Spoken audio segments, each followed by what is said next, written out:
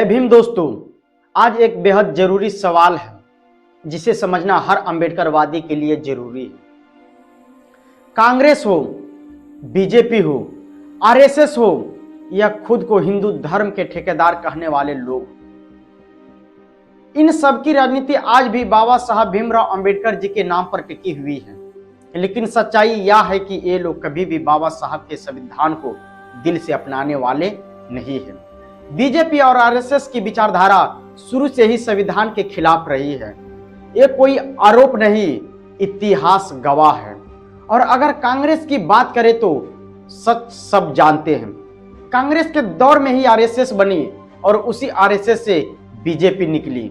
आज संविधान का गुणगान करना इन सब की मजबूरी है, क्योंकि सत्ता चाहिए, वरना इनके असली बयान शंकराचार्य, अभिमुक्तिनंद, स्वरनंद जैसे होते हैं, जो खुले मंच से कह देता है संविधान ने देश को दो टुकड़ों में बांट दिया। मनुस्मृति ही हमारा असली संविधान था। दोस्तों, कभी कभी ऐसे लोग पर हंसी नहीं दया आती है, जो खुद को शंकराचार्य कहते हैं।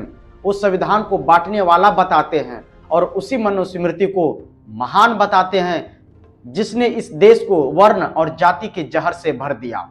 जिस मनुस्मृति ने औरतों को इंसान नहीं समझा, शूद्रों को गुलाम बनाया और समाज को हजारों टुकड़ों में तोड़ दिया। आज पूरी दुनिया में भारत की जाति व्यवस्था पर सवाल उठते हैं तो उसकी जड़ मनुस्मृति है, संविधान नहीं। सच तो यह है दोस्तों, भारत का संविधान दुनिया के सबसे बेहतरीन संविधानों में से एक है।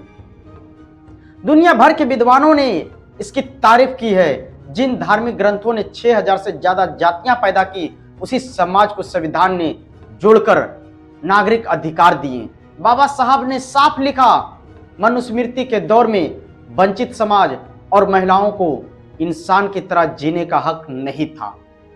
अपनी किताब में जाति का विनाश, कौन थे शूद्र और फिलॉसफी ऑफ द हिंदुइज्म में बाबा साहब बताते हैं, जाति व्यवस्था एक ऐसी इमारत है जिसमें मंजिलें तो है लेकिन सीढ़ी नहीं। वर्ण व्यवस्था में सिर्फ काम नहीं बांटा गया, काम करने वाले इंसान भी बांट दिया गया। यही वजह है कि 25 दिसंबर 1927 को महाराष्ट्र के महाड़ में बाबा साहब ने मनुस्मृति की प्रतियां जलाई। दोस्तों, यही असली डर है इन लोगों का। गौतम बुद्ध से लेकर कबीर तक, ज्योतिबा फूले से लेकर बाबा साहब अंबेडकर तक, जिन्होंने सवाल उठाए, उन्हीं से ये लोग डरते हैं।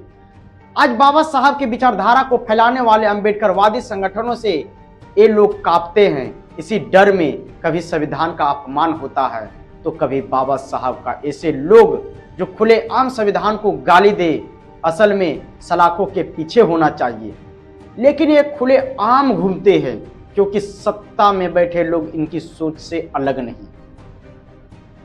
यही वजह है कि इनको हिम्मत मिलती है। अब सवाल आपसे है, क्या हम चुप रहेंगे या संविधान के साथ खड़े होंगे? इस पूरे विश्लेषण पर अपनी राय कमेंट में जरूर लिखिए। वीडियो पसंद आए तो लाइक करें, शेयर करें और दलित आवाज नंबर 1 चैनल को अभी सब्सक्राइब नहीं किए है तो सब्सक्राइब करें। बेल आइकन दबाइए और जन जागृति इस मुहिम से जुड़िए। जय संविधान, जय लोकतंत्र, जय भीम, जय मूल निवासी, जय बहुजन। बहुजन से जुड़े हर खबर पाने के लिए दलित आवाज नंबर 1 चैनल को सब्सक्राइब करें।